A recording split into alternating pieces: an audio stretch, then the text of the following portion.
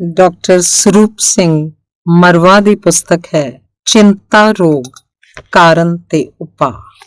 ਚਿੰਤਾ ਡਿੱਠਾ ਇੱਕ ਜਨੌਰ ਮੈਂ ਬਿਨਾਂ ਪੈਰ ਤੇ ਪਰ, ਮਾਪਿਓ ਕਿਸੇ ਨਾ ਜੰਮਿਆ, ਨਾ ਉਹਦਾ ਕੋਈ ਘਰ, ਨਾ ਵੱਜੇ ਉਹ ਜ਼ਮੀਨ ਤੇ ਨਾ ਉੱਡੇ ਅਸਮਾਨ, ਖਾਵੇ ਮਾਸ ਮਨੁੱਖ ਦਾ ਇਹੋ ਉਸਦੀ ਬਾਣ। ਪਹਿਲਾ ਕਾਂਡ ਹੈ ਨਵੀਨ ਸਭਿਅਤਾ ਦਾ ਬੋਝ।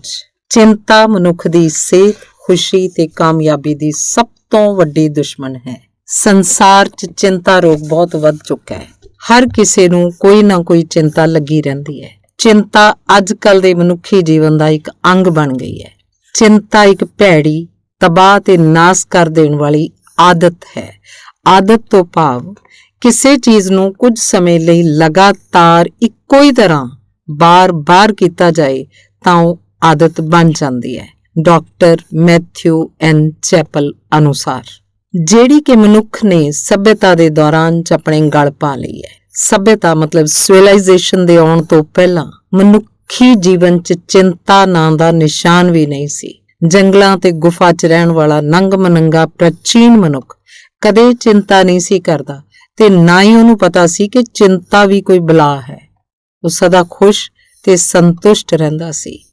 ਜੇ ਕਿਤੇ ਪ੍ਰਾਚੀਨ ਮਨੁੱਖ ਵੀ ਚਿੰਤਕ ਹੁੰਦਾ ਤਾਂ ਤੁਸੀਂ ਸੱਚ ਜਾਣੋ ਕਿ ਮਨੁੱਖੀ ਨਸਲ ਇਸ ਵੇਲੇ ਤੱਕ ਧਰਤੀ ਤੋਂ ਕਦੋਂ ਦੀ ਲੋਪ ਹੋ ਗਈ ਹੁੰਦੀ। ਪਰ ਜੇ ਤੁਸੀਂ ਚਿੰਤਕ ਹੋ ਮਤਲਬ ਚਿੰਤਾਵਾਨ ਹੋ ਤਾਂ ਹੌਸਲਾ ਛੱਡਣ ਦੀ ਕੋਈ ਲੋੜ ਨਹੀਂ, ਕਿਉਂਕਿ ਹੋਰ ਆਦਤਾਂ ਵਾਂਗ ਚਿੰਤਾ ਕਰਨ ਦੀ ਆਦਤ ਵੀ ਬਦਲੀ ਜਾ ਸਕਦੀ ਹੈ। ਚਿੰਤਾ ਅੱਜ ਕੱਲ ਦੇ ਗੁੰਝਲਦਾਰ ਜੀਵਨ ਦਾ ਫਲ ਹੈ। ਗੁੰਝਲਦਾਰ ਜੀਵਨ ਮਤਲਬ ਕੰਪਲੈਕਸ ਲਾਈਫ ਦੇ ਕਾਰਨ ਹਰ ਆਦਮੀ ਦੀਆਂ ਆਪਣੀਆਂ ਸਮੱਸਿਆਵਾਂ ਤੇ ਔਕੜਾਂ ਹਨ, ਪਰ ਚਿੰਤਾ ਕਰਨਾ ਕਿਸੇ ਔਕੜ ਦਾ ਕੋਈ ਉਪਾਅ ਜਾਂ ਹੱਲ ਨਹੀਂ। ਇਸ ਨਾਲ ਤਾਂ ਸਗੋਂ ਔਕੜਾਂ ਵੱਧਦੀਆਂ ਹਨ, ਘਟਦੀਆਂ ਨਹੀਂ। ਅੱਜ ਕੱਲ ਮਨੁੱਖ ਦੀ ਸਫਲਤਾ ਤੇ ਅਸਫਲਤਾ ਕੇਵਲ ਉਹਦੇ ਆਪਣੇ ਬਲ ਤੇ ਹਿੰਮਤ ਤੇ ਨਿਰਭਰ ਨਹੀਂ, ਇਹ ਉਹਨਾਂ ਨਵੀਆਂ ਤਾਕਤਾਂ ਉੱਤੇ ਨਿਰਭਰ ਹੈ ਜਿਹੜੀਆਂ ਕਿ ਵਰਤਮਾਨ ਸਭਿਅਤਾ ਦੇ ਨਾਲ-ਨਾਲ ਪੈਦਾ ਹੋ ਰਹੀਆਂ ਹਨ। ਅੱਜ ਕੱਲ ਦਾ ਮਨੁੱਖ ਕੋਈ ਕੰਮ ਵੀ ਇਕੱਲਾ ਆਪਣੇ ਆਪ ਨਹੀਂ ਕਰ ਸਕਦਾ। ਉਹ ਕੀ ਕਮਾਏਗਾ, ਕੀ ਖਾਏਗਾ, ਇਹ ਉਹਦੇ ਡੋਲਿਆਂ ਦੇ ਜ਼ੋਰ ਤੇ ਨਿਰਭਰ ਨਹੀਂ, ਇਹ ਉਹਦੇ ਇਰਦ ਗਿਰਦ ਦੀਆਂ ਸਮਾਜਿਕ ਤੇ ਆਰਥਿਕ ਤਾਕਤਾਂ ਤੇ ਨਿਰਭਰ ਹੈ। ਨਵੀਨ ਸਭਿਅਤਾ ਨੇ ਜਿੱਥੇ ਸਾਨੂੰ ਅਨੇਕ ਤਰ੍ਹਾਂ ਦੇ ਸਰੀਰਕ ਸੁੱਖ ਤੇ ਆਰਾਮ ਦਿੱਤੇ ਹਨ, ਉੱਥੇ ਮਨੁੱਖ ਦਾ ਲਹੂ ਪੀਣ ਵਾਲੀ ਚਿੰਤਾ ਵੀ ਸਾਡੇ ਪੱਲੇ ਪਾ ਦਿੱਤੀ ਹੈ। ਡਾਕਟਰ ਸਮਾਈਲ ਬਲੰਟਨ ਦੇ ਕਥਨ ਅਨੁਸਾਰ ਚਿੰਤਾ ਨਵੀਨ ਯੁੱਗ ਦੀ ਪਲੇਗ ਹੈ, ਮਤਲਬ ਬਿਮਾਰੀ ਹੈ। ਚਿੰਤਾ ਜੀਵਨ ਦੇ ਹਰ ਪਹਿਲੂ ਤੇ ਆਪਣਾ ਅਸਰ ਪਾਉਂਦੀ ਹੈ। ਇਹ ਮਨੁੱਖ ਦੇ ਪਰਿਵਾਰਕ ਤੇ ਸਮਾਜਿਕ ਸਬੰਧਾਂ ਨੂੰ ਵਿਗਾੜ ਦਿੰਦੀ ਹੈ। ਚਿੰਤਾ ਦਾ ਭਾਰ ਦਿਨੋਂ ਦਿਨ ਮਨੁੱਖ ਉੱਤੇ ਵੱਧ ਰਿਹਾ ਹੈ। ਜਿਵੇਂ-ਜਿਵੇਂ ਵਰਤਮਾਨ ਸਭਿਅਤਾ ਗਾਂਹ ਵੱਧਦੀ ਜਾ ਰਹੀ ਹੈ, ਤਿਵੇਂ-ਤਿਵੇਂ ਚਿੰਤਾ ਵੀ ਵੱਧਦੀ ਜਾਂਦੀ ਹੈ। ਸਭਿਅਤਾ ਤੇ ਚਿੰਤਾ ਇੱਕ ਦੂਜੇ ਦੇ ਨਾਲ-ਨਾਲ ਚੱਲਦੀਆਂ ਹਨ। ਫਰਕ ਕੇਵਲ ਇੰਨਾ ਹੈ, ਸਭਿਅਤਾ ਅੱਗੇ ਤੇ ਚਿੰਤਾ ਪਿੱਛੇ ਹੁੰਦੀ ਹੈ। ਚਿੰਤਾ ਇੱਕ ਬੜੀ ਨਾਕਾਰੀ ਤੇ ਹਾਨੀਕਾਰਕ ਆਦਤ ਹੈ ਜਿਹੜੀ ਕਿ ਮਨੁੱਖ ਅਣਭੋਲ ਆਪਣੇ ਗਲ ਪਾ ਲੈਂਦਾ ਹੈ। ਇਹਦਾ ਕਮਾਲ ਇਹ ਹੈ ਕਿ ਮਨੁੱਖ ਨੂੰ ਪਤਾ ਹੀ ਨਹੀਂ ਲੱਗਦਾ ਕਿ ਉਹਨੇ ਇਹਨੂੰ ਆਪ ਹੀ ਆਪਣੇ ਗਲ ਪਾ ਲਿਆ ਹੈ। ਚਿੰਤਾ ਮਨੁੱਖ ਨੂੰ ਮਾਂ ਦੇ ਦੁੱਧ ਨਾਲ ਜਾਂ ਕੁਦਰਤ ਵੱਲੋਂ ਨਹੀਂ ਮਿਲੀ, ਇਹਨੂੰ ਮਨੁੱਖ ਆਪ ਸਹੇੜਦਾ ਹੈ। ਚਿੰਤਾ ਕਰਨਾ ਇੱਕ ਤਰ੍ਹਾਂ ਦੀ ਦਿਮਾਗੀ ਅਯਾਸ਼ੀ ਹੈ। ਇਹਦੇ ਮੁੱਲ ਦਾ ਅਨੁਮਾਨ ਲਗਾਉਣਾ ਹੋਵੇ ਤਾਂ ਡਾਕਟਰਾਂ, ਨਰਸਾਂ, ਹਸਪਤਾਲਾਂ ਤੇ ਤੁਸੀਂ ਉਹ ਬਿੱਲ ਵੇਖੋ ਜਿਹੜੇ ਕਿ ਚਿੰਤਾਵਾਨ ਨੂੰ ਦੇਣੇ ਪੈਂਦੇ ਹਨ। ਇਸ ਦਾ ਹਾਨੀਕਾਰਕ ਅਸਰ ਵੇਖਣਾ ਹੋਵੇ ਤਾਂ ਉਹ ਸੁਨਹਿਰੀ ਮੌਕੇ ਵੇਖੋ ਜਿਹੜੇ ਕਿ ਚਿੰਤਾਵਾਨ ਆਪਣੇ ਹੱਥੋਂ ਗਵਾ ਕੇ ਬਾਕੀ ਦੁਨੀਆ ਤੋਂ ਪਿੱਛੇ ਰਹਿ ਜਾਂਦਾ ਹੈ। ਅਜਿਹਾ ਮਨੁੱਖ ਮਗਰੋਂ ਆਪਣੇ ਆਪ ਤੇ ਰੋਂਦਾ ਹੈ ਤੇ ਦੁਨੀਆ ਉਸ ਤੇ ਹੱਸਦੀ ਹੈ। ਚਿੰਤਾ ਦੇ ਕਾਰਨ ਚਿੰਤਾਵਾਨ ਦੇ ਸੰਬੰਧ ਆਂਢੀਆਂ ਗੁਆਂਢੀਆਂ, ਪਰਿਵਾਰ, ਮਿੱਤਰਾਂ ਤੇ ਸੰਬੰਧੀਆਂ ਨਾਲ ਵਿਗੜ ਜਾਂਦੇ ਹਨ। ਇਹਦਾ ਨਤੀਜਾ ਇਹ ਹੁੰਦਾ ਹੈ ਕਿ ਚਿੰਤਾਵਾਨ ਦਾ ਜੀਵਨ ਬਹੁਤ ਕੌੜਾ ਤੇ ਬੇਸੁਆਦਾ ਹੋ ਜਾਂਦਾ ਹੈ। ਸਭ ਤੋਂ ਵੱਡੀ ਗੱਲ ਇਹ ਹੈ ਕਿ ਜਦ ਮਨੁੱਖ ਔਕੜਾਂ 'ਚ ਫਸਿਆ ਹੁੰਦਾ ਹੈ ਤੇ ਜਿਸ ਸਮੇਂ ਉਹਨੂੰ ਆਪਣੀ ਸਾਰੀ ਸਰੀਰਕ ਤੇ ਦਿਮਾਗੀ ਸ਼ਕਤੀ ਦੀ ਲੋੜ ਹੁੰਦੀ ਹੈ, ਉਸੇ ਵੇਲੇ ਉਹ ਚਿੰਤਾ ਨਾਲ ਘਿਰਿਆ ਹੁੰਦਾ ਹੈ। ਇਹਦੇ ਉਲਟ ਚਾਹੀਦਾ ਤਾਂ ਇਹ ਹੈ ਕਿ ਜਿੰਨੀਆਂ ਬਹੁਤੀਆਂ ਔਕੜਾਂ ਹੋਣ ਉਨਾ ਹੀ ਮਨੁੱਖ ਘੱਟ ਚਿੰਤਾ ਕਰੇ ਤਾਂ ਕਿ ਉਹ ਉਹਨਾਂ ਔਕੜਾਂ ਦਾ ਠੀਕ ਢੰਗ ਨਾਲ ਟਾਕਰਾ ਕਰ ਸਕੇ। ਚਿੰਤਾ ਸਭਿਅਤਾ ਤੋਂ ਪੈਦਾ ਹੁੰਦੀ ਹੈ, ਇਸ ਲਈ ਚਿੰਤਾ ਦੂਰ ਕਰਨ ਦੇ ਕੇਵਲ ਦੋ ਹੀ ਢੰਗ ਹੈ। ਜਾਂ ਤਾਂ ਅਸੀਂ ਇਸ ਸਭਿਅਤਾ ਨੂੰ ਬਦਲ ਦਈਏ ਤੇ ਜਾਂ ਆਪ ਇਸ ਸਭਿਅਤਾ ਦੇ ਅਨੁਸਾਰ ਬਦਲ ਜਾਈਏ। ਸਭਿਅਤਾ ਨੂੰ ਅਸੀਂ ਬਦਲ ਨਹੀਂ ਸਕਦੇ, ਇਹ ਗੱਲ ਸਾਡੀ ਤਾਕਤ ਤੋਂ ਬਾਹਰ ਹੈ। ਇਸ ਲਈ ਚਿੰਤਾ ਤੋਂ ਛੁਟਕਾਰਾ ਪਾਉਣ ਲਈ ਸਾਨੂੰ ਆਪਣੇ ਆਪ ਨੂੰ ਹੀ ਬਦਲਣਾ ਪਏਗਾ। ਇੱਕ ਸਵਾਲ ਹੈ, ਕੀ ਹਾਲਾਤ ਦੇ ਅਨੁਸਾਰ ਆਪਣੇ ਆਪ ਨੂੰ ਬਦਲ ਲੈਣਾ ਇਨਸਾਨ ਦੀ ਕਮਜ਼ੋਰੀ ਹੈ? ਜਵਾਬ, ਜਿਹੜੇ ਹਾਲਾਤ ਨੂੰ ਅਸੀਂ ਬਦਲ ਨਹੀਂ ਸਕਦੇ ਉਹਨਾਂ ਦੇ ਅਨੁਸਾਰ ਆਪਣੇ ਆਪ ਨੂੰ ਢਾਲ ਲੈਣਾ ਮਨੁੱਖ ਦੀ ਕੋਈ ਕਮਜ਼ੋਰੀ ਨਹੀਂ, ਇਹ ਤਾਂ ਸਗੋਂ ਦੀ ਜਿੱਤ ਹੁੰਦੀ ਹੈ। ਸਾਨੂੰ ਇੱਕ ਚੰਗੇ ਜਰਨੈਲ ਵਾਂਗੂ ਹੋਣਾ ਚਾਹੀਦਾ ਹੈ। ਸਿਆਣਾ ਜਰਨੈਲ ਜਾਣਦਾ ਹੈ ਕਿ ਕਿਸ ਵੇਲੇ ਪਿਛਾਂਹ ਮੁੜਨ 'ਚ ਉਹਦੀ ਫੌਜ ਨੂੰ ਲਾਭ ਹੈ। ਇੰਜ ਕਰਨ 'ਚੋਂ ਕਦੇ ਆਪਣੀ ਹਾਨੀ ਜਾਂ ਕਮਜ਼ੋਰੀ ਨਹੀਂ ਸਮਝਦਾ। ਤੇ ਜੇ ਅਸੀਂ ਜੀਵਨ ਯੁੱਧ ਨੂੰ ਚੰਗੀ ਤਰ੍ਹਾਂ ਲੜਨਾ ਹੈ ਤੇ ਸਾਨੂੰ ਘੱਟ ਤੋਂ ਘੱਟ ਚਿੰਤਾ ਕਰਨੀ ਚਾਹੀਦੀ ਹੈ। ਪਰ ਇਸ ਤੋਂ ਵੀ ਚੰਗੀ ਗੱਲ ਤਾਂ ਇਹ ਹੈ ਕਿ ਅਸੀਂ ਜੀਵਨ ਨੂੰ ਯੁੱਧ ਨਾ ਸਮਝੀਏ, ਇੱਕ ਖੇਡ ਸਮਝੀਏ ਜਿਹਨੂੰ ਕਿ ਅਸੀਂ ਸਾਰਿਆਂ ਨੇ ਰਲ ਮਿਲ ਕੇ ਚੰਗੀ ਭਾਵਨਾ ਨਾਲ ਤੇ ਚੰਗੇ ਖਿਡਾਰੀਆਂ ਵਾਂਗ ਸਾਂਝਾ ਆਨੰਦ ਪ੍ਰਾਪਤ ਕਰਨ ਲਈ ਖੇਡਣਾ ਹੈ। ਚਿੰਤਾ ਤੇ ਕਾਬੂ ਪਾਉਣਾ ਮਨੁੱਖ ਦੇ ਆਪਣੇ ਵੱਸ ਦੀ ਗੱਲ ਹੈ ਤੇ ਇਸ ਤੇ ਕਾਬੂ ਪਾਉਣ ਲਈ ਉਹਨੂੰ ਆਪਣੀ ਤਾਕਤ ਤੇ ਭਰੋਸਾ ਰੱਖਣਾ ਚਾਹੀਦਾ ਹੈ। ਇਸ ਸਮੇਂ ਮਨੁੱਖ ਲਈ ਕੇਵਲ ਦੋ ਹੀ ਰਾਹ ਹਨ, ਜਾਂ ਤਾਂ ਉਹ ਚਿੰਤਾ ਅੱਗੇ ਹਥਿਆਰ ਸੁੱਟ ਦੇ ਤੇ ਆਪਣਾ ਤੇ ਆਪਣੇ ਪਰਿਵਾਰ ਦਾ ਜੀਵਨ ਦੁਖਦਾਈ ਬਣਾ ਲਏ, ਤੇ ਜਾਂ ਉਹ ਆਪਣੇ ਆਪ ਨੂੰ ਉਹਨਾਂ ਹਾਲਾਤ ਦੇ ਅਨੁਸਾਰ ਢਾਲ ਲਵੇ ਜਿਨ੍ਹਾਂ ਨੂੰ ਕਿ ਉਹ ਬਦਲ ਨਹੀਂ ਸਕਦਾ, ਤੇ ਇਸ ਤਰ੍ਹਾਂ ਆਪਣੀ ਤੇ ਆਪਣੇ ਪਰਿਵਾਰ ਦੀ ਖੁਸ਼ੀ 'ਚ ਵਾਧਾ ਕਰ ਲਵੇ। ਚੋਣ ਉਹਦੇ ਆਪਣੇ ਹੱਥ ਹੈ। ਜੇ ਤੁਸੀਂ ਜੀਵਨ ਦੌੜ 'ਚ ਸਫਲ ਰਹਿਣਾ ਤਾਂ ਚਿੰਤਾ ਘੱਟ ਕਰੋ। ਇਹ ਗੱਲ ਅਸੀਂ ਇੱਕ ਵਾਰ ਫੇਰ ਦੁਹਰਾਉਂਦੇ ਹਾਂ ਕਿ ਨਵੀਨ ਸਭਿਅਤਾ ਜਿਹੜੀ ਕਿ ਸਮੇਂ ਦੀ ਚਿੰਤਾ ਦਾ ਮੂਲ ਕਾਰਨ ਹੈ, ਇਹਨੂੰ ਨਾ ਤਾਂ ਅਸੀਂ ਬਦਲ ਸਕਦੇ ਹਾਂ ਨਾ ਹੀ ਉੱਕਾ ਖਤਮ ਕਰ ਸਕਦੇ ਹਾਂ। ਇਸ ਲਈ ਸਿਆਣਪ ਇਸ ਵਿੱਚ ਹੀ ਹੈ ਕਿ ਅਸੀਂ ਨਵੀਨ ਸਭਿਅਤਾ ਦੇ ਵਿਕਾਸ ਤੋਂ ਪੈਦਾ ਹੋ ਰਹੇ ਨਵੇਂ ਹਾਲਾਤ ਦੇ ਅਨੁਸਾਰ ਆਪਣੇ ਆਪ ਨੂੰ ਢਾਲ ਲੈਣ ਦਾ ਯਤਨ ਕਰੀਏ। ਇਸ ਤਰ੍ਹਾਂ ਅਸੀਂ ਅਜੋਕੀ ਸਭਿਅਤਾ ਦੀ ਹਾਨੀਕਾਰਕ ਬੋਝ ਤੋਂ ਕੁਝ ਹੱਦ ਤੱਕ ਬਚ ਸਕਦੇ ਹਾਂ। ਪਹਿਲੇ ਕਾਂਡ ਦੀਆਂ ਯਾਦ ਰੱਖਣ ਵਾਲੀਆਂ ਕੁਝ ਜ਼ਰੂਰੀ ਗੱਲਾਂ। ਚਿੰਤਾ ਕਰਨੀ ਇੱਕ ਭੈੜੀ ਆਦਤ ਹੈ। ਹਰ ਆਦਤ ਬਦਲੀ ਜਾ ਸਕਦੀ ਹੈ। ਚਿੰਤਾ ਵਰਤਮਾਨ ਸਭਿਅਤਾ ਦੇ ਵਿਕਾਸ ਦੇ ਨਾਲ ਪੈਦਾ ਹੋਈ ਤੇ ਵਧੀ ਹੈ। ਤੇ ਚੌਥਾ, ਚਿੰਤਾ ਕਈ ਤਰ੍ਹਾਂ ਦੇ ਮਾਨਸਿਕ ਤੇ ਸਰੀਰਕ ਰੋਗ ਲਗਾਉਣ ਤੋਂ ਇਲਾਵਾ ਮਨੁੱਖ ਦੇ ਪਰਿਵਾਰਕ, ਸਮਾਜਿਕ ਤੇ ਨਿੱਜੀ ਸੰਬੰਧਾਂ ਨੂੰ ਵਿਗਾੜ ਦਿੰਦੀ ਹੈ। ਇਹ ਮਨੁੱਖ ਦੀ ਆਰਥਿਕ ਹਾਲਤ ਤੇ ਸਿਹਤ ਤੇ ਬਹੁਤ ਭੈੜਾ ਅਸਰ ਪਾਉਂਦੀ ਹੈ। ਚਿੰਤਾਵਾਨ ਦਾ ਸੁਭਾਅ। ਦੂਸਰਾ ਕਾਂਡ। ਕਿਸੇ ਵੀ ਬਿਮਾਰੀ ਦਾ ਇਲਾਜ ਕਰਨਾ ਹੋਵੇ ਤਾਂ ਜਿਵੇਂ ਗੱਲ ਜ਼ਰੂਰੀ ਹੈ ਕਿ ਪਹਿਲਾਂ ਉਸ ਰੋਗ ਦੇ ਅਸਲ ਕਾਰਨ ਦਾ ਪਤਾ ਕੀਤਾ ਜਾਏ, ਤਿਵੇਂ ਚਿੰਤਾ ਦਾ ਇਲਾਜ ਵੀ ਅਸੀਂ ਕੇਵਲ ਇਹਦੇ ਕਾਰਨਾਂ ਦਾ ਪਤਾ ਲੈ ਕੇ ਹੀ ਕਰ ਸਕਦੇ ਹਾਂ। ਸਾਨੂੰ ਇਹ ਵੀ ਪਤਾ ਹੋਣਾ ਚਾਹੀਦਾ ਹੈ ਕਿ ਚਿੰਤਾਵਾਨ ਕੀ ਕਰਦਾ ਹੈ, ਇਸ ਨਾਲ ਉਹਨੂੰ ਕੀ ਤਕਲੀਫਾਂ ਹੁੰਦੀਆਂ।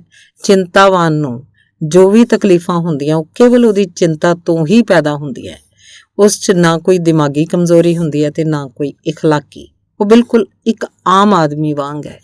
ਉਸ ਵਿੱਚ ਤੇ ਇੱਕ ਆਦਮੀ ਵਿੱਚ ਫਰਕ ਕੇਵਲ ਇਹ ਹੈ ਕਿ ਉਹਦਾ ਦਿਮਾਗ ਆਮ ਆਦਮੀ ਦੇ ਦਿਮਾਗ ਨਾਲੋਂ ਥੋੜ੍ਹਾ ਜਿਹਾ ਵਧੇਰੇ ਅਹਿਸਾਸੀ ਮਤਲਬ ਸੈਂਸਿਟਿਵ ਹੁੰਦਾ ਹੈ ਤੇ ਉਹਨੇ ਅਨਭੋਲੀ ਚਿੰਤਾ ਕਰਨੀ ਸਿੱਖ ਲਈ ਹੁੰਦੀ ਹੈ। ਚਿੰਤਾ ਤਜਰਬੇ ਤੋਂ, ਐਕਸਪੀਰੀਅੰਸ ਤੋਂ ਪੈਦਾ ਹੁੰਦੀ ਹੈ। ਕਿਸੇ ਵੀ ਮਨੁੱਖ ਨੂੰ ਜੇ ਤੁਸੀਂ ਐਸੇ ਵਾਤਾਵਰਨ 'ਚ ਪਾ ਦਿਓ ਜਿਸ 'ਚ ਕਿ ਚਿੰਤਾਵਾਨ ਰਹਿੰਦਾ ਹੈ ਤਾਂ ਉਹ ਵੀ ਚਿੰਤਾ ਕਰਨ ਲੱਗ ਪਏਗਾ। ਜਿਵੇਂ ਉਹ ਮਨੁੱਖ ਅਜਿਹੇ ਵਾਤਾਵਰਨ 'ਚ ਰਹੇਗਾ ਤਿਵੇਂ ਉਹ ਬਹੁਤਾ ਚਿੰਤਾਵਾਨ ਹੁੰਦਾ ਜਾਏਗਾ ਤੇ ਉਹਦਾ ਧਿਆਨ ਸਾਰਾ ਦਿਨ ਆਪਣੀਆਂ ਤਕਲੀਫਾਂ ਵੱਲ ਲੱਗਾ ਰਹੇਗਾ। ਤੇ ਜਦੋਂ ਬਹੁਤ ਜ਼ਿਆਦਾ ਚਿੰਤਾ ਕਰਨੀ ਸ਼ੁਰੂ ਕਰ ਦੇਗਾ ਤਾਂ ਉਹਦੇ ਅੰਦਰੋਂ ਭੈੜੀਆਂ ਤਰੰਗਾਂ ਨਿਕਲਣੀਆਂ ਸ਼ੁਰੂ ਹੋ ਜਾਣਗੀਆਂ।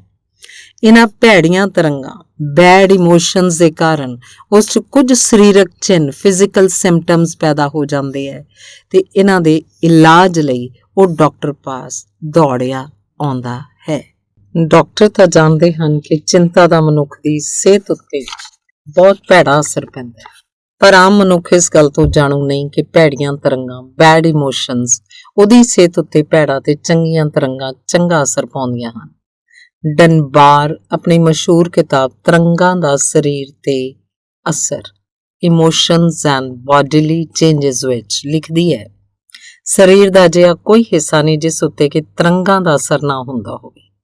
ਜਿਹੜਾ ਆਦਮੀ ਚਿੰਤਾਵਾਨ ਦੇ ਨਾਲ ਰਹਿੰਦਾ ਉਹ ਹੀ ਜਾਣਦਾ ਹੈ ਕਿ ਉਸ ਨਾਲ ਕੱਟਣੀ ਕਿੰਨੀ ਕੁ ਮੁਸ਼ਕਿਲ ਗੱਲ ਹੈ ਤੇ ਉਸ ਨਾਲ ਰਹਿ ਕੇ ਜੀਵਨ ਕਿੰਨਾ ਕੁ ਬੇਸੁਆਦਾ ਹੋ ਜਾਂਦਾ ਹੈ। ਚਿੰਤਾ ਇੱਕ ਮਨੋਵਿਗਿਆਨਕ ਸਮੱਸਿਆ, ਸਾਈਕੋਲੋਜੀਕਲ ਪ੍ਰੋਬਲਮ, ਤੇ ਸਾਰੇ ਮਨੋਵਿਗਿਆਨਕ ਇਸ ਗੱਲ ਤੇ ਸਹਿਮਤ ਹਨ। ਇਸ ਤੋਂ ਅਸੀਂ ਇਸ ਨਤੀਜੇ ਤੇ ਪਹੁੰਚਦੇ ਹਾਂ। ਪਹਿਲਾ, ਮਨੋਵਿਗਿਆਨਕ ਸਮੱਸਿਆਵਾਂ ਜ਼ਿੰਦਗੀ ਦੇ ਤਲਖ ਤਜਰਬਿਆਂ 'ਚੋਂ ਪੈਦਾ ਹੁੰਦੀਆਂ ਹਨ, ਜਾਂ ਇੰਜ ਸਮਝੋ ਕਿ ਸਿੱਖੀਆਂ ਲਰਨਡ ਜਾਂਦੀਆਂ ਹਨ। ਚਿੰਤਾਵਾਨ ਚਿੰਤਾ ਕਰਨੀ ਐਡੀ ਅਨਭੋਲ ਸਿੱਖ ਜਾਂਦਾ ਹੈ ਕਿ ਉਹ ਮਹਿਸੂਸ ਹੀ ਨਹੀਂ ਕਰਦਾ ਕਿ ਚਿੰਤਾ ਕਰਨੀ ਉਹਨੇ ਆਪਣੇ ਆਪ ਹੀ ਸਿੱਖ ਲਈ ਹੈ।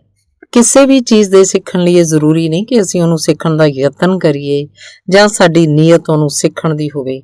ਕਿਸੇ ਕੰਮ ਨੂੰ ਵੀ ਕੁਝ ਸਮੇਂ ਲਈ ਜੇ ਲਗਾਤਾਰ ਇੱਕੋ ਹੀ ਤਰ੍ਹਾਂ ਨਾਲ ਬਾਰ-ਬਾਰ ਕੀਤਾ ਜਾਏ ਤਾਂ ਉਸ ਕੰਮ ਨੂੰ ਕਰਨਾ ਅਸੀਂ ਆਪਣੇ ਆਪ ਹੀ ਸਿੱਖ ਜਾਂਦੇ ਹਾਂ ਤੇ ਉਹਦੇ ਕਰਨ ਦੀ ਸਾਨੂੰ ਆਦਤ ਪੈ ਜਾਂਦੀ ਹੈ।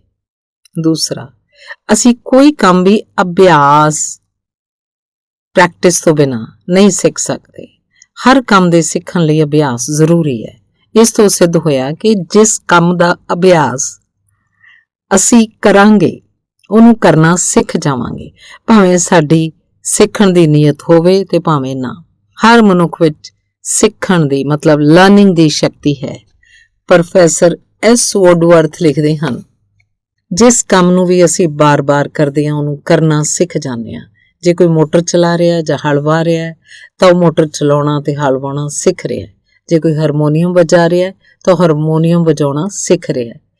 ਇਸੇ ਤਰ੍ਹਾਂ ਚਿੰਤਾਵਾਨ ਜਦ ਚਿੰਤਾ ਕਰਦਾ ਹੈ ਤਾਂ ਚਿੰਤਾ ਕਰਨੀ ਸਿੱਖ ਰਿਹਾ ਹੁੰਦਾ ਹੈ। ਕਿਸੇ ਕੰਮ ਦੇ ਸਿੱਖਣ ਲਈ ਇਹ ਜ਼ਰੂਰੀ ਨਹੀਂ ਕਿ ਉਹਦੇ ਸਿੱਖਣ ਦਾ ਇਰਾਦਾ ਵੀ ਹੋਵੇ। ਉਸ ਕੰਮ ਨੂੰ ਕਰਨ ਨਾਲ ਹੀ ਭਾਵੇਂ ਸਾਡਾ ਸਿੱਖਣ ਦਾ ਇਰਾਦਾ ਹੋਵੇ ਭਾਵੇਂ ਨਾ ਹੋਵੇ, ਅਸੀਂ ਉਹਨੂੰ ਕਰਨਾ ਸਿੱਖ ਜਾਂਦੇ ਹਾਂ। ਤੀਸਰਾ, ਹਰ ਸਿੱਖਿਆ ਹੋਇਆ ਕੰਮ ਭੁੱਲ ਵੀ ਸਕਦਾ ਹੈ। ਜਿਸ ਕੰਮ ਨੂੰ ਵੀ ਅਸੀਂ ਕੁਝ ਸਮੇਂ ਲਈ ਨਾ ਕਰਾਂਗੇ ਉਹਨੂੰ ਭੁੱਲ ਜਾਵਾਂਗੇ। ਜੇ ਮਨੁੱਖ ਆਪਣੀ ਮਾਤਰੀ ਭਾਸ਼ਾ ਨੂੰ ਵੀ ਕਾਫੀ ਸਮੇਂ ਤੱਕ ਨਾ ਬੋਲੇ ਤਾਂ ਉਹਨੂੰ ਵੀ ਭੁੱਲ ਜਾਂਦਾ ਹੈ। ਇਹ ਤੋਂ ਇਹ ਸਿੱਧ ਹੁੰਦਾ ਹੈ, ਪਹਿਲਾ, ਚਿੰਤਾ ਇੱਕ ਮਨੋਵਿਗਿਆਨਕ ਚੀਜ਼ ਹੈ। ਦੂਸਰਾ, ਮਨੋਵਿਗਿਆਨਕ ਗੱਲਾਂ ਸਿੱਖੀਆਂ ਤੇ ਸਹੇੜੀਆਂ ਜਾਂਦੀਆਂ। ਤੀਸਰਾ, ਕਿਸੇ ਕੰਮ ਨੂੰ ਸਿੱਖਣ ਵਾਸਤੇ ਅਭਿਆਸ ਦੀ ਲੋੜ ਹੈ। ਚੌਥਾ, ਹਰ ਇੱਕ ਸਿੱਖੀ ਹੋਈ ਚੀਜ਼ ਭੁੱਲ ਸਕਦੀ ਹੈ। ਤੇ ਪੰਜਵਾਂ, ਜੇ ਕਿਸੇ ਚੀਜ਼ ਦਾ ਅਭਿਆਸ ਕਰਦੇ ਰਹੀਏ ਤਾਂ ਭੁੱਲਦੀ ਨਹੀਂ ਤੇ ਜੇ ਅਭਿਆਸ ਛੱਡ ਦਈਏ ਤਾਂ ਭੁੱਲ ਜਾਂਦੀ ਹੈ। ਇਸ ਤੋਂ ਇਹ ਸਿੱਧ ਹੋਇਆ ਕਿ ਚਿੰਤਾ ਦਾ ਅਭਿਆਸ ਚਿੰਤਵਾਨ ਦੀਆਂ ਤਕਲੀਫਾਂ ਨੂੰ ਕਾਇਮ ਰੱਖਦਾ ਹੈ। ਉਹ ਅਣਭੋਲੀ ਕੁਝ ਅਜਿਹੇ ਕੰਮ ਕਰਦਾ ਰਹਿੰਦਾ ਹੈ ਜਿਨ੍ਹਾਂ ਤੋਂ ਉਹਨੂੰ ਚਿੰਤਾ ਦਾ ਅਭਿਆਸ ਹੁੰਦਾ ਰਹਿੰਦਾ ਹੈ ਤੇ ਇਹ ਅਭਿਆਸ ਉਹਦੀ ਭੁੱਲਣ ਸ਼ਕਤੀ ਨੂੰ ਮਤਲਬ ਫੋਰਗੇਟਿੰਗ ਪ੍ਰੋਸੈਸ ਨੂੰ ਕੰਮ ਨਹੀਂ ਕਰਨ ਦਿੰਦਾ। ਚਿੰਤਾ ਦਾ ਅਭਿਆਸ ਕਿਵੇਂ ਹੁੰਦਾ ਹੈ? ਹੁਣ ਅਸੀਂ ਆਪ ਨੂੰ ਇਹ ਦੱਸਦੇ ਹਾਂ ਕਿ ਚਿੰਤਾਵਾਨ ਚਿੰਤਾ ਦਾ ਅਭਿਆਸ ਕਿਵੇਂ ਕਰਦਾ ਹੈ। ਇਹ ਗੱਲ ਉਹਦੇ ਆਮ ਸੁਭਾਅ ਤੇ ਰਹਿਣ ਬਹਿਣ ਤੇ ਢੰਗ ਤੋਂ ਸਪਸ਼ਟ ਹੋ ਜਾਏਗੀ। ਚਿੰਤਾਵਾਨ ਦੇ ਰਹਿਣ ਬਹਿਣ ਤੋਂ ਪਤਾ ਲੱਗਦਾ ਹੈ ਕਿ ਉਹਨੂੰ ਦੋ ਥਾਵਾਂ ਤੋਂ ਚਿੰਤਾ ਕਰਨ ਦਾ ਅਭਿਆਸ ਮਿਲਦਾ ਹੈ।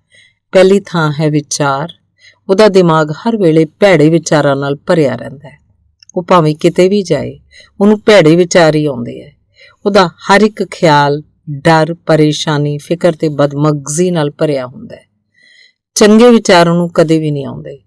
ਉਹਨੂੰ ਹਰ ਕੰਮ 'ਚ ਬਰਬਾਦੀ ਨਜ਼ਰ ਆਉਂਦੀ ਹੈ ਤੇ ਚਾਰ ਚੁਫੇਰੇ ਹਨੇਰਾ ਹੀ ਜਾਪਦਾ ਹੈ। ਸੂਰਜ ਦੀਆਂ ਨਿੱਘੀਆਂ ਤੇ ਸੋਨੇ ਰੰਗੀਆਂ ਕਿਰਨਾਂ ਉਹਨੂੰ ਇੰਜ ਭਾਸਦੀਆਂ ਜਿਵੇਂ ਕਿ ਉਹਦੇ ਪਿੰਡੇ ਨੂੰ ਲੂਹ ਦੇਣਗੀਆਂ ਤੇ ਸਨ ਸਟ੍ਰੋਕ ਨਾਲ ਮਾਰ ਦੇਣਗੀਆਂ। ਬੱਦਲਾਂ ਦੀ ਗਰਜ 'ਚ ਉਹਨੂੰ ਇੰਜ ਜਾਪਦਾ ਹੈ ਕਿ ਬਿਜਲੀ ਉਸ ਤੇ ਉਹਦੇ ਪਰਿਵਾਰ ਤੇ ਪੈ ਕੇ ਉਹਨਾਂ ਸਭ ਦਾ ਰਾਮ ਨਾਮ ਸੱਤ ਕਰ ਦੇਗੀ। ਫੁੱਲਾਂ ਦੀ ਭਿੰਨੀ ਭਿੰਨੀ ਖੁਸ਼ਬੂ 'ਚ ਉਹਨੂੰ ਹੇ ਫੀਵਰ ਹੇ ਫੀਵਰ ਨਜ਼ਰ ਆਉਂਦਾ ਹੈ। ਬੱਸ 'ਚ ਬੈਠਦਿਆਂ ਹੀ ਹੇ ਫੀਵਰ ਦਾ ਮਤਲਬ ਇੱਕ ਕਿਸਮ ਦਾ ਬੁਖਾਰ ਹੈ ਜਿਹੜਾ ਕਿ ਫੁੱਲਾਂ ਨੂੰ ਸੁੰਘਣ ਨਾਲ ਕਈ ਲੋਕਾਂ ਨੂੰ ਹੋ ਜਾਂਦਾ ਹੈ। ਇਸ ਨਾਲ ਅੱਖਾਂ ਤੇ ਮੂੰਹ ਵੀ ਸੁੱਜ ਜਾਂਦਾ ਹੈ ਤੇ ਨਿੱਛਾਂ ਆਉਣੀਆਂ ਸ਼ੁਰੂ ਹੋ ਜਾਂਦੀਆਂ। ਬੱਸ 'ਚ ਬੈਠਦਿਆਂ ਹੀ ਉਹਨੂੰ ਆਪਣੇ ਮਾਮੇ ਦੀ ਐਕਸੀਡੈਂਟ ਨਾਲ ਹੋਈ ਮੌਤ ਯਾਦ ਆ ਜਾਂਦੀ ਹੈ, ਜਿਹਦੇ ਯਾਦ ਆਉਂਦੇ ਉਹਦੇ ਹੱਥ ਪੈਰ ਠੰਡੇ ਹੋ ਜਾਂਦੇ ਹੈ ਤੇ ਮੱਥੇ ਤੇ ਤਰੇਲੀ ਆ ਜਾਂਦੀ ਹੈ। ਘਰ ਬਿਜਲੀ ਲਗਵਾਉਣ ਲੱਗਿਆ ਉਹਨੂੰ ਬਿਜਲੀ ਨਾਲ ਕੁੱਲ ਸੜੇ ਘਰਾਂ ਦਾ ਖਿਆਲ ਆ ਜਾਂਦਾ ਹੈ। ਖੂਹ ਲਗਾਉਣ ਲੱਗਿਆਂ ਲੋਕਾਂ ਦੀਆਂ ਕੁੱਲ ਡੁੱਬੀਆਂ ਹੋਈਆਂ ਨੂੰਹਾਂ ਯਾਦ ਆ ਜਾਂਦੀਆਂ। ਅਸੀਂ ਇੱਕ ਅਜਿਹੇ ਚਿੰਤਾਵਾਨ ਡਾਕਟਰ ਨੂੰ ਵੀ ਜਾਣਦੇ ਹਾਂ ਜਿਹਦੇ ਹੱਥ ਪੈਨਸਲੀਨ ਦਾ ਟੀਕਾ ਸੀ ਜਾਂ ਨਾੜੀ 'ਚ ਟੀਕਾ ਲਾਉਣ ਵੇਲੇ ਕੰਬਣ ਲੱਗ ਜਾਂਦੇ ਹਨ ਤਾਂ ਦਿਲ ਧੜਕਣ ਲੱਗ ਪੈਂਦਾ ਹੈ। ਹੋਰ ਪੁੱਛ-ਗਿੱਛ ਤੇ ਉਸ ਡਾਕਟਰ ਨੇ ਸਾਨੂੰ ਦੱਸਿਆ ਕਿ ਜਦੋਂ ਕਿਸੇ ਨੂੰ ਪੈਨਸਲੀਨ ਦਾ ਟੀਕਾ ਜਾਂ ਨਾੜੀ 'ਚ ਟੀਕਾ ਲਗਾਉਂਦਾ ਹੈ ਤਾਂ ਉਹਨੂੰ ਉਹਨਾਂ ਟੀਕਿਆਂ ਨਾਲ ਦੂਸਰੇ ਡਾਕਟਰਾਂ ਤੋਂ ਕੁੱਲ ਮੋਏ ਲੋਕ ਯਾਦ ਆ ਜਾਂਦੇ ਹਨ। ਚਿੰਤਾਵਾਨ ਦਿਨ 'ਚ 100 ਵਾਰੀ ਮਰਦਾ ਹੈ। ਨਵਾਂ ਸੂਟ ਜਾਂ ਬੂਟ ਖਰੀਦਣ ਲੱਗਿਆ ਉਹਨੂੰ ਮੌਤ ਯਾਦ ਆ ਜਾਂਦੀ ਹੈ ਤੇ ਖਰੀਦਣ ਤੋਂ ਬਿਨਾਂ ਹੀ ਉਹ ਘਰ ਪਰਤ ਜਾਂਦਾ ਹੈ। ਜੇ ਉਹ ਕਦੇ ਬਾਹਰ ਜਾਣ ਲਈ ਤਿਆਰ ਹੁੰਦਾ ਹੈ ਉਹਨੂੰ ਡਰ ਪੈ ਜਾਂਦਾ ਹੈ ਕਿ ਕਿਤੇ ਰਸਤੇ 'ਚ ਹੀ ਉਹਦੀ ਮੌਤ ਨਾ ਹੋ ਜਾਏ। ਇਕੱਲਿਆਂ ਘਰੋਂ ਨਿਕਲਣ ਤੋਂ ਬਹੁਤ ਡਰਦਾ ਤੇ ਘਬਰਾਉਂਦਾ ਹੈ। ਚਿੰਤਾਵਾਨ ਨੂੰ ਹਰ ਚੀਜ਼ ਡਰਾਉਣੀ ਲੱਗਦੀ ਹੈ ਤੇ ਹਰ ਪਾਸੇ ਨਾਕਾਮੀ ਨਜ਼ਰ ਆਉਂਦੀ ਹੈ। ਜੇ ਕਿਸੇ ਦਿਨ 2 ਟਮਾਟਰ ਵੱਧ ਖਾ ਜਾਏ ਤਾਂ ਉਹਨੂੰ ਇੰਝ ਜਾਪਦਾ ਜਿਵੇਂ ਉਹਦਾ ਪੇਟ ਹਵਾ ਨਾਲ ਆਫਰ ਗਿਆ ਤੇ ਜੇ ਕਿਤੇ ਇੱਕ ਡੰਗ ਰੋਟੀ ਨਾ ਖਾਏ ਤਾਂ ਆਪਣੀਆਂ ਬਾਹਾਂ ਵੱਲ ਵੇਖ ਕੇ ਹੌਕੇ ਭਰਦਾ ਤੇ ਆਖਦਾ ਸਰੀਰ ਕੁਝ ਲਿੱਸਾ ਪੈ ਗਿਆ। ਗੱਲ ਕੀ, ਉਹ ਸਦਾ ਢਹਿੰਦੀ ਕਲਾ ਵੱਲ ਹੀ ਜਾਂਦਾ ਹੈ, ਹਰ ਵੇਲੇ ਭੈੜੀਆਂ ਸੋਚਾਂ ਵਿੱਚ ਹੀ ਪਿਆ ਰਹਿੰਦਾ ਹੈ। ਇਹ ਤਸਵੀਰ ਹੈ ਇੱਕ ਆਮ ਚਿੰਤਾਵਾਨ ਦੀ। ਉਹਦਾ ਵੱਡਾ ਚਿੰਨ੍ਹ ਇਹ ਹੈ ਕਿ ਉਹ ਸਦਾ ਦੁਖਦਾਇਕ ਵਿਚਾਰਾਂ ਨਾਲ ਹੀ ਡੁੱਬਿਆ ਰਹਿੰਦਾ ਹੈ ਤੇ ਇੱਕ ਚੰਗੇ ਭਲੇ ਆਦਮੀ ਨੂੰ ਜਿੱਥੇ ਕਾਮਯਾਬੀ ਨਜ਼ਰ ਆਉਂਦੀ ਹੈ ਉੱਥੇ ਚਿੰਤਾਵਾਨ ਨੂੰ ਨਾਕਾਮੀ ਦਿਖਾਈ ਦਿੰਦੀ ਹੈ। ਇਹ ਸਭ ਕੁਝ ਲਿਖਣ ਤੋਂ ਸਾਡਾ ਭਾਵ ਇਹ ਹੈ ਕਿ ਚਿੰਤਾਵਾਨ ਨੂੰ ਕਦੇ ਵੀ ਆਨੰਦਮਈ ਤੇ ਚੰਗੀ ਆਸ ਵਾਲੇ ਆਪਟਿਮਿਸਟਿਕ ਵਿਚਾਰ ਨਹੀਂ ਆਉਂਦੇ। ਉਹ ਚੜ੍ਹਦੀ ਕਲਾ 'ਚ ਕਦੀ ਨਹੀਂ ਹੁੰਦਾ। ਹਰ ਵੇਲੇ ਕਿਸੇ ਭੈੜੀ ਗੱਲ ਦਾ ਵਿਚਾਰ ਕਰਦੇ ਰਹਿਣਾ, ਉਹਦਾ ਅਭਿਆਸ ਕਰਨਾ। ਇਹ ਅਭਿਆਸ ਚਿੰਤਾਵਾਨ ਦਿਨ 'ਚ ਕਈ ਘੰਟੇ ਕਰਦਾ ਰਹਿੰਦਾ ਹੈ। ਬਹੁਤ ਸਮੇਂ ਤੱਕ ਅਜਿਹਾ ਅਭਿਆਸ ਕਰਨ ਪਿੱਛੋਂ ਇੱਕ ਮਾਹਿਰ ਚਿੰਤਾਵਾਨ ਮਤਲਬ ਜਿਹੜਾ ਛੋਟੀ ਜੀ ਗੱਲ ਦਾ ਝਟਪਟ ਤੇ ਬਹੁਤ ਜ਼ਿਆਦਾ ਫਿਕਰ ਕਰਨ ਲੱਗ ਪਏ ਬਣ ਜਾਂਦਾ ਹੈ। ਜਦੋਂ ਇਸ ਕੰਮ 'ਚ ਮਾਹਰ ਹੋ ਜਾਂਦਾ ਹੈ ਤਾਂ ਉਹ ਬਾਕੀ ਦੇ ਸਾਰੇ ਕੰਮਕਾਜ ਲਾਂਭੇ ਰੱਖ ਕੇ ਕੇਵਲ ਚਿੰਤਾ ਕਰਨ 'ਚ ਲੱਗਾ ਰਹਿੰਦਾ ਹੈ। ਚਿੰਤਾ ਕਰਨੀ ਉਹਦੀ ਇੱਕ ਆਦਤ ਬਣ ਜਾਂਦੀ ਹੈ। ਡਰਾਈਡਨ ਦੇ ਕਥਨ ਅਨੁਸਾਰ ਅਸੀਂ ਪਹਿਲਾਂ ਆਪਣੀਆਂ ਆਦਤਾਂ ਨੂੰ ਬਣਾਉਂਦੇ ਹਾਂ, ਉਸ ਪਿੱਛੋਂ ਸਾਡੀਆਂ ਆਦਤਾਂ ਸਾਡੇ ਜੀਵਨ ਨੂੰ ਬਣਾਉਂਦੀਆਂ ਹਨ। We first make our habits and then our habits make us. ਜੋ ਗੱਲਾਂ ਅਸੀਂ ਕਰਦੇ ਤੇ ਸੁਣਦੇ ਰਹਿੰਦੇ ਹਾਂ ਅੰਤ 'ਚ ਯਕੀਨ 'ਚ ਬਦਲ ਜਾਂਦੀਆਂ ਹਨ। ਗੈਟੇ ਆਦਤ ਬਾਰੇ ਹੁਰੇਸ ਮਾਨ ਲਿਖਦਾ ਹੈ ਕਿ ਆਦਤ ਇੱਕ ਐਸੀ ਰੱਸੀ ਦੀ ਨਿਆਈ ਹੈ ਜਿਹਦਾ ਇੱਕ ਲੜ ਅਸੀਂ ਰੋਜ਼ ਵੱਟਦੇ ਹਾਂ ਤੇ ਅੰਤ ਵਿੱਚ ਉਹ ਐਡੀ ਮਜ਼ਬੂਤ ਹੋ ਜਾਂਦੀ ਹੈ ਕਿ ਅਸੀਂ ਉਹਨੂੰ ਤੋੜ ਨਹੀਂ ਸਕਦੇ। Habit is a cable we weave a thread of it every day and at last it becomes very difficult to break it. Horace Mann। ਚਿੰਤਾਵਾਨ ਦਾ ਇੱਕ ਵਿਸ਼ੇਸ਼ ਚਿੰਨ੍ਹ ਇਹ ਹੈ ਕਿ ਜੋ ਗੱਲ ਇੱਕ ਵਾਰ ਉਹਦੇ ਦਿਮਾਗ 'ਚ ਆ ਜਾਂਦੀ ਹੈ ਉਹਦਾ ਪਿੱਛਾ ਨਹੀਂ ਛੱਡਦੀ। ਉਹ ਬਹੁਤ ਕੋਸ਼ਿਸ਼ ਕਰਦਾ ਹੈ ਕਿ ਉਸ ਗੱਲ ਵੱਲ ਧਿਆਨ ਨਾ ਦੇਵੇ, ਪਰ ਉਹ ਬਦੋ-ਬਦੀ ਮੁੜ ਕੇ ਉਹਦੇ ਦਿਮਾਗ 'ਚ ਆਈ ਜਾਂਦੀ ਹੈ। ਨਿੱਕੀ ਜਿਹੀ ਤੇ ਨਿਕੰਮੀ ਗੱਲ ਉਸ ਲਈ ਇੱਕ ਵੱਡੀ ਸਿਰਦਰਦੀ ਬਣ ਜਾਂਦੀ ਹੈ। ਚਿੰਤਾਵਾਨ ਇੱਕ ਬੜਾ ਵੱਡਾ ਰੁੱਖ ਤੇ ਫਿੱਕਾ ਸਾਥੀ ਹੁੰਦਾ ਹੈ। ਇਹਦਾ ਕਾਰਨ ਇਹ ਹੈ ਕਿ ਉਹਦੇ ਹਰ ਵਿਚਾਰ 'ਚ ਤਬਾਹੀ, ਬਰਬਾਦੀ, ਡਰ, ਫਿਕਰ ਤੇ ਨਾਕਾਮੀ ਭਰੀ ਹੁੰਦੀ ਹੈ। ਭਾਵੇਂ ਉਹ ਆਪਣੀਆਂ ਤਕਲੀਫਾਂ ਦਾ ਜ਼ਿਕਰ ਆਪਣੇ ਮੂੰਹ ਨਹੀਂ ਕਰਦਾ, ਫਿਰ ਵੀ ਉਹਦੀ ਹਰ ਹਰਕਤ ਤੇ ਗੱਲ 'ਚ ਫਿਕਰ ਤੇ ਚਿੰਤਾ ਦੀ ਝਲਕ ਹੁੰਦੀ ਹੈ। ਉਹਦੀਆਂ ਗੱਲਾਂ ਦਾ ਸੁਣਨ ਵਾਲਿਆਂ ਦੇ ਦਿਲ ਤੇ ਬਹੁਤ ਸਾਰਾ ਅਸਰ ਪੈਂਦਾ ਹੈ। ਉਸ ਨਾਲ ਉਹ ਬਹੁਤ ਹਮਦਰਦੀ ਕਰਦੇ ਹੈ, ਪਰ ਉਹਦੀ ਆਪਣੀ ਸਿਹਤ ਉੱਤੇ ਇਸ ਗੱਲ ਦਾ ਬਹੁਤ ਹੀ ਮਾੜਾ ਅਸਰ ਹੁੰਦਾ ਹੈ। ਕਿਸੇ ਗੱਲ ਦੇ ਸਿੱਖਣ ਦੇ ਸਾਰੇ ਢੰਗਾਂ ਵਿੱਚੋਂ ਸਭ ਤੋਂ ਵਧੇਰੇ ਸੌਖਾ ਤੇ ਸਫਲ ਢੰਗ ਇਹ ਹੈ ਕਿ ਉਸ ਗੱਲ ਨੂੰ ਬਾਰ-ਬਾਰ ਬੋਲਿਆ ਜਾਂ ਦੁਹਰਾਇਆ ਜਾਏ। ਬੱਚਾ ਪੜ੍ਹਨਾ ਲਿਖਣਾ ਤਾਂ ਹੀ ਸਿੱਖਦਾ ਜਦੋਂ ਆਪਣੇ ਸਬਕ ਨੂੰ ਬਾਰ-ਬਾਰ ਬੋਲਦਾ ਹੈ, ਲਿਖਦਾ ਹੈ, ਦੁਹਰਾਉਂਦਾ ਹੈ। ਕਿਸੇ ਚੀਜ਼ ਦੇ ਸਿੱਖਣ ਮਤਲਬ ਲਰਨਿੰਗ ਦੀ ਇੱਕ ਨਿੱਕੀ ਜਿਹੀ ਮਿਸਾਲ ਹੈ। ਇਸ ਲਈ ਚਿੰਤਾਵਾਨ ਜਿੰਨੀਆਂ ਬਹੁਤੀਆਂ ਗਮ ਭਰੀਆਂ ਗੱਲਾਂ ਕਰਦਾ ਹੈ ਉਨਾ ਹੀ ਬਹੁਤਾ ਗਮਗੀਨ ਰਹਿਣ ਦਾ ਅਭਿਆਸ ਕਰਦਾ ਹੈ। ਹਰ ਸਮੇਂ ਭੈੜੀਆਂ ਤੇ ਗਮ ਭਰੀਆਂ ਸੋਚਾਂ ਸੋਚਦੇ ਰਹਿਣ ਦੇ ਕਾਰਨ 2 ਚੀਜ਼ਾਂ ਪੈਦਾ ਹੋ ਜਾਂਦੀਆਂ। ਪਹਿਲੀ ਇਹ ਕਿ ਆਦਮੀ ਤਰੰਗੀ ਰੋਗ ਮਤਲਬ ਇਮੋਸ਼ਨਲੀ ਇੰਡਿਊਸਡ ਇਲਨੈਸ, ਉਸ ਬਿਮਾਰੀ ਨੂੰ ਆਖਦੇ ਜਿਹੜੀ ਡਰ, ਗਮ ਤੇ ਚਿੰਤਾ ਤੋਂ ਪੈਦਾ ਹੁੰਦੀ ਹੈ, ਦਾ ਸ਼ਿਕਾਰ ਹੋ ਜਾਂਦਾ ਹੈ। ਤੇ ਦੂਜੀ ਇਹ ਕਿ ਆਦਮੀ ਦੀ ਭੁੱਲਣ ਸ਼ਕਤੀ ਮਤਲਬ ਫੋਰਗੇਟਿੰਗ ਪ੍ਰੋਸੈਸ ਉਹਨੂੰ ਕੋਈ ਲਾਭ ਨਹੀਂ ਪਹੁੰਚਾ ਸਕਦੀ। ਚਿੰਤਾਵਾਨ ਕਿਉਂਕਿ ਹਰ ਵੇਲੇ ਕਿਸੇ ਨਾ ਕਿਸੇ ਤਰ੍ਹਾਂ ਦੀ ਚਿੰਤਾ ਦਾ ਅਭਿਆਸ ਕਰਦਾ ਰਹਿੰਦਾ ਹੈ, ਇਸ ਲਈ ਉਹਦੀ ਭੁੱਲਣ ਸ਼ਕਤੀ ਨੂੰ ਆਪਣਾ ਅਸਰ ਪਾਉਣ ਦਾ ਅਵਸਰ ਹੀ ਨਹੀਂ ਮਿਲਦਾ। ਚਿੰਤਾਵਾਨ ਦੇ ਆਮ ਚਿੰਨ੍ਹ।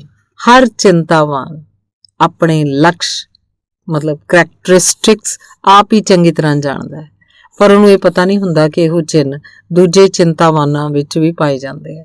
ਉਹ ਸਮਝਦਾ ਹੈ ਕਿ ਉਸ ਜਿਹੀਆਂ ਤਕਲੀਫਾਂ ਸੰਸਾਰ 'ਚ ਕਿਸੇ ਵੀ ਹੋਰ ਮਨੁੱਖ ਨੂੰ ਨਹੀਂ ਹਨ, ਪਰ ਜਦੋਂ ਉਹਨੂੰ ਇਹ ਪਤਾ ਲੱਗਦਾ ਹੈ ਕਿ ਠੀਕ ਉਹ ਤਕਲੀਫਾਂ ਦੂਸਰੇ ਚਿੰਤਾਵਾਨਾਂ ਨੂੰ ਵੀ ਹੁੰਦੀਆਂ ਤਾਂ ਬੜਾ ਹੈਰਾਨ ਹੋ ਜਾਂਦਾ ਹੈ। ਚਿੰਤਾਵਾਨ ਦੇ ਆਮ ਮਨੋਵਿਗਿਆਨਕ ਚਿੰਨ੍ਹ ਇਹ ਹੁੰਦੇ ਆ। ਪਹਿਲਾ, ਉਹ ਆਪਣੇ ਆਪ ਨੂੰ ਅਤਿਅੰਤ ਦੁਖੀ ਤੇ ਨਿਕੰਮਾ ਅਨੁਭਵ ਕਰਦਾ ਹੈ। ਉਹਦਾ ਸਿਰ ਭਾਰਾ ਤੇ ਮਨ ਸਦਾ ਬੇਚੈਨ ਰਹਿੰਦਾ ਹੈ। ਦੂਸਰਾ, ਉਹ ਬਹੁਤ ਬੁਜ਼ਦਿਲ ਹੁੰਦਾ ਹੈ, ਖਾਸ ਕਰਕੇ ਉਸ ਵੇਲੇ ਜਦ ਕਿ ਉਹਦੀ ਵਾਹ ਬਾਹਰ ਦੇ ਲੋਕਾਂ ਨਾਲ ਪੈਂਦੀ ਹੈ। ਉਹਦੀ ਬੁਜ਼ਦਿਲੀ ਕਈ ਵਾਰੀ ਇੱਕ ਭਿਆਨਕ ਡਰ ਦੇ ਰੂਪ 'ਚ ਬਦਲ ਜਾਂਦੀ ਹੈ ਤੇ ਡਰਨ ਦਾ ਕਾਰਨ ਭਾਵੇਂ ਕੋਈ ਵੀ ਨਾ ਹੋਵੇ, ਉਹ ਡਰਦਾ ਰਹਿੰਦਾ ਹੈ।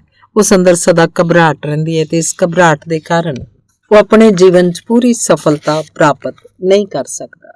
ਤੀਸਰਾ, ਉਸ ਨੂੰ ਆਪਣੇ ਅਥਵਾ ਦੂਸਰਿਆਂ ਉੱਤੇ ਭਰੋਸਾ ਨਹੀਂ ਹੁੰਦਾ। ਉਹ ਹਰ ਇੱਕ ਨੂੰ ਸ਼ੱਕ ਦੀ ਨਜ਼ਰ ਨਾਲ ਵੇਖਦਾ ਹੈ।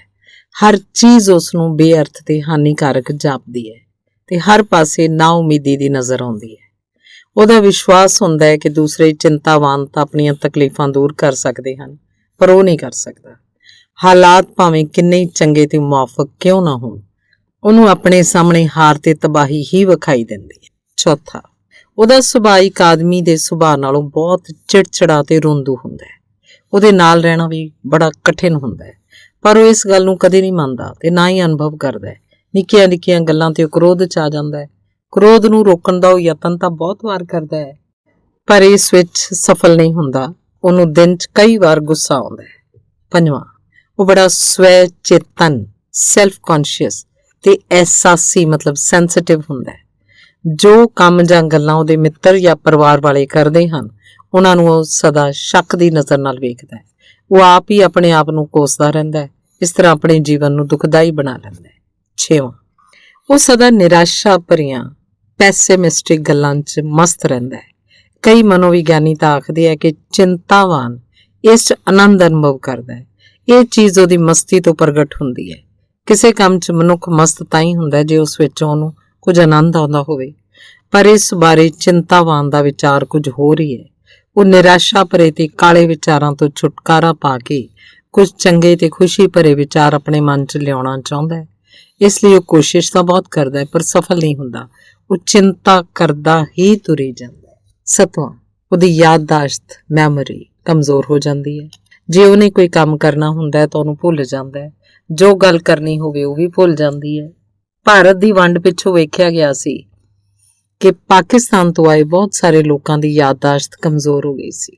ਚਿੰਤਾ ਨਾਲ ਮਨੁੱਖ ਦੀ ਯਾਦਦਾਸ਼ਤ ਕਿਸ ਤਰ੍ਹਾਂ ਕਮਜ਼ੋਰ ਹੋ ਜਾਂਦੀ ਹੈ, ਇਸ ਬਾਰੇ ਅਸੀਂ ਇੱਕ ਕੇਸ ਨੈਪੋਲੀਅਨ ਹਿਲ ਦੀ ਕਿਤਾਬ ਦਾ ਲਾਅ ਆਫ ਸਕਸੈਸ 'ਚੋਂ ਦੱਸਦੇ ਹਾਂ। ਮੇਰੀ ਉਮਰ ਇਸ ਵੇਲੇ 50 ਸਾਲ ਦੀ ਹੈ। 10-12 ਸਾਲਾਂ ਤੋਂ ਮੈਂ ਇੱਕ ਬੜੇ ਵੱਡੇ ਕਾਰਖਾਨੇ ਦਾ ਮੈਨੇਜਰ ਹਾਂ। ਪਹਿਲੋਂ ਪਹਿਲ ਮੇਰਾ ਕੰਮ ਬੜਾ ਥੋੜਾ ਤੇ ਸੌਖਾ ਸੀ, ਪਰ ਕੁਝ ਸਮੇਂ ਪਿੱਛੋਂ ਕਾਰਖਾਨੇ ਦੇ ਉੱਨਤੀਕਰਨ ਨਾਲ ਮੇਰਾ ਕੰਮ ਵੀ ਅੱਗੇ ਨਾਲੋਂ ਬਹੁਤ ਵੱਧ ਗਿਆ। ਕੰਮ ਦੇ ਵਧਣ ਨਾਲ ਮੇਰੀਆਂ ਜ਼ਿੰਮੇਵਾਰੀਆਂ ਵੀ ਬਹੁਤ ਵੱਧ ਗਈਆਂ। ਮੇਰੇ ਵਿਭਾਗ ਦੇ ਬਹੁਤ ਸਾਰੇ ਜਵਾਨ ਮੁੰਡੇ ਬੜੀ ਤੇਜ਼ੀ, ਚੁਸਤੀ ਤੇ ਮਿਹਨਤ ਨਾਲ ਕੰਮ ਕਰਨ ਲੱਗ ਪਏ। ਇਹਨਾਂ ਵਿੱਚੋਂ ਇੱਕ ਨੌਜਵਾਨ ਮੁੰਡਾ ਮੇਰੇ ਮੁਕਾਬਲੇ ਤੇ ਆ ਖਲੋਤਾ ਤੇ ਮੇਰੇ ਅਹੁਦੇ ਨੂੰ ਪ੍ਰਾਪਤ ਕਰਨ ਦਾ ਯਤਨ ਕਰਨ ਲੱਗ ਪਿਆ। ਇਹਦਾ ਮੇਰੇ ਮਨ ਉੱਤੇ ਬਹੁਤ ਭੈੜਾ ਅਸਰ ਹੋਇਆ ਤੇ ਮੈਨੂੰ ਇਸ ਗੱਲ ਦੀ ਚਿੰਤਾ ਲੱਗ ਗਈ ਕਿ ਕਿਤੇ ਮੇਰਾ ਅਹੁਦਾ ਮੈਥੋਂ ਖੁੱਸ ਨਾ ਜਾਏ। ਕੁਝ ਸਮੇਂ ਪਿੱਛੋਂ ਮੈਂ ਅਨੁਭਵ ਕੀਤਾ ਕਿ ਮੇਰਾ ਆਪਣਾ ਕੰਮ ਵਿੱਚ ਦਿਲ ਨਹੀਂ ਲੱਗਦਾ। ਬਹੁਤ ਸਾਰੇ ਕੰਮਾਂ ਨੂੰ ਕਰਨਾ ਹੀ ਮੈਂ ਭੁੱਲ ਜਾਂਦਾ। ਕਈ ਵਾਰੀ ਮੈਂ ਆਪਣੇ ਕੰਮ ਵਿੱਚ ਢੇਰ ਗਲਤੀਆਂ ਕਰ ਜਾਂਦਾ ਸੀ। ਇੱਕ ਵਾਰੀ ਮੈਂ ਹਿਸਾਬ ਕਿਤਾਬ 'ਚ ਇੱਕ ਬੜੀ ਵੱਡੀ ਗਲਤੀ ਕਰ ਗਿਆ, ਜਿਹਨੂੰ ਕਿ ਮੇਰੇ ਇੱਕ ਕਲਰਕ ਨੇ ਫੜ ਲਿਆ ਤੇ ਉਹਦੀ ਖਬਰ ਵੱਡੇ ਮੈਨੇਜਰ ਤੱਕ ਪਹੁੰਚਾ ਦਿੱਤੀ। ਮੈਂ ਹੁਣ ਇੰਜ ਅਨੁਭਵ ਕਰਦਾ ਸੀ ਜਿਵੇਂ ਕਿ ਸਰੀਰਕ ਤੇ ਦਿਮਾਗੀ ਤੌਰ ਤੇ ਮੇਰੇ 'ਚ ਕੰਮ ਕਰਨ ਦੀ ਸ਼ਕਤੀ ਨਹੀਂ ਰਹੀ। ਮੈਂ ਆਪਣੇ ਕੰਮ 'ਚ ਬੜਾ ਬੇਧਿਆਨ ਤੇ ਲਾਪਰਵਾਹ ਹੋ ਗਿਆ। 8ਵਾਂ, ਉਹ ਤੁਰੰਤ ਫੈਸਲੇ ਨਹੀਂ ਕਰ ਸਕਦਾ। ਹਰ ਕੰਮ 'ਚ ਉਹ ਸਲਾਹੀ ਪਿਆ ਰਹਿੰਦਾ ਹੈ। 9ਵਾਂ, ਉਹਦਾ ਆਤਮ ਵਿਸ਼ਵਾਸ ਮਤਲਬ ਸੈਲਫ ਕੌਨਫੀਡੈਂਸ ਖਤਮ ਹੋ ਜਾਂਦਾ ਹੈ ਤੇ ਹਰ ਪਾਸੇ ਨਾਕਾਮੀ ਹੀ ਦਿਖਾਈ ਦਿੰਦੀ ਹੈ। 10ਵਾਂ, ਉਹ ਸਦਾ ਹੈਰਾਨ ਤੇ ਪਰੇਸ਼ਾਨ ਰਹਿੰਦਾ ਹੈ। ਉਹਨੂੰ ਜੀਵਨ 'ਚ ਕੋਈ ਖੁਸ਼ੀ ਅਨੁਭਵ ਨਹੀਂ ਹੁੰਦੀ। ਉਹਦਾ ਮਨ ਸਦਾ ਉਚਾਟ ਰਹਿੰਦਾ ਹੈ। 11ਵਾਂ, ਉਹ ਸਦਾ ਕਾਹਲ ਹਰੀ 'ਚ ਰਹਿੰਦਾ ਹੈ। ਉਹ ਇੰਝ ਅਨੁਭਵ ਕਰਦਾ ਜਿਵੇਂ ਕਿ ਹਰ ਕੰਮ ਤੋਂ ਲੇਟ ਹੋ ਰਿਹਾ ਹੈ। ਉਹਦੇ ਮਨ ਨੂੰ ਕਿਧਰੇ ਵੀ ਟਿਕਾ ਨਹੀਂ ਆਉਂਦਾ। 12ਵਾਂ, ਉਹਦੀ ਆਪਣੇ ਪਰਿਵਾਰ, ਕਾਰੋਬਾਰ, ਆਂਢੀਆਂ ਗੁਆਂਢੀਆਂ ਤੇ ਮਿੱਤਰਾਂ 'ਚ ਦਿਲਚਸਪੀ ਘਟ ਜਾਂਦੀ ਹੈ। 13ਵਾਂ, ਉਹ ਆਪਣੇ ਆਪ ਨੂੰ ਸੁਰੱਖਿਅਤ ਅਨੁਭਵ ਨਹੀਂ ਕਰਦਾ। 14ਵਾਂ, ਉਸ ਅੰਦਰ ਘਟੀਆਪਨ ਦਾ ਅਹਿਸਾਸ ਆ ਜਾਂਦਾ ਹੈ, ਇਨਫੀਰੀਅਰਿਟੀ ਕੰਪਲੈਕਸ। ਇਹ ਹਨ ਕੁਝ ਆਮ ਮਨੋਵਿਗਿਆਨਕ ਲੱਛਣ ਜਿਹੜੇ ਕਿ ਤਕਰੀਬਨ ਹਰ ਚਿੰਤਾਵਾਨ 'ਚ ਪਾਏ ਜਾਂਦੇ ਹਨ। ਇਹ ਜ਼ਰੂਰੀ ਨਹੀਂ ਕਿ ਸਾਰੇ ਦੇ ਸਾਰੇ ਚਿੰਨ੍ਹ ਹਰ ਚਿੰਤਾਵਾਨ 'ਚ ਹੋਣ। ਹਰ ਚਿੰਤਾਵਾਨ 'ਚ ਅੱਡੋ ਅੱਡ ਹੁੰਦੇ ਹਨ। ਚਿੰਤਾਵਾਨ ਦਾ ਜੀਵਨ ਭਾਵੇਂ ਕਿੰਨਾ ਹੀ ਦੁਖਦਾਈ ਕਿਉਂ ਨਾ ਹੋਵੇ, ਉਹ ਡਾਕਟਰ ਪਾਸ ਕਦੇ ਨਹੀਂ ਆਉਂਦਾ। ਪਰ ਜਦੋਂ ਚਿੰਤਾ ਦੇ ਕਾਰਨ ਉਹਨੂੰ ਕੋਈ ਸਰੀਰਕ ਤਕਲੀਫ ਸ਼ੁਰੂ ਹੋ ਜਾਂਦੀ ਹੈ, ਕਈ ਤਰ੍ਹਾਂ ਦੇ ਸਰੀਰਕ ਚਿੰਨ੍ਹ, ਫਿਜ਼ੀਕਲ ਸਿੰਪਟਮਸ ਪੈਦਾ ਹੋ ਜਾਂਦੇ ਹੈ, ਤਾਂ ਫਿਰ ਉਹਨਾਂ ਦੇ ਇਲਾਜ ਵਾਸਤੇ ਉਹ ਡਾਕਟਰ ਪਾਸ ਦੌੜਿਆ ਆਉਂਦਾ ਹੈ। ਧੰਨਵਾਦ।